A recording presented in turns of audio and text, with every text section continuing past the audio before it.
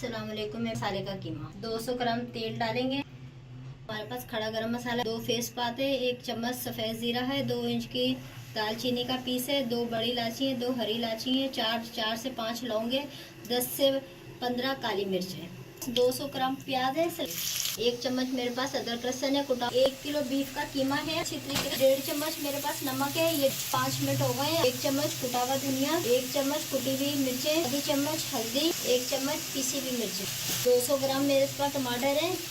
तरीके से मिक्स करेंगे। 3 मिनट हो गए नाजरीन मसाले के साथ कीमा पकते हुए।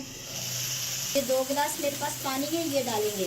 कीमे को हम आधे घंटे के लिए पकने के लिए रख देंगे। आधा घंटा हो गया हमारे कीमे को पकते हुए।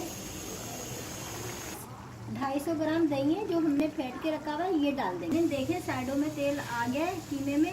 आधी चम्मच से कम कुटी हुई काली मिर्च। हम चूल्हा बंद कर देंगे। अल्लाह हाफिज।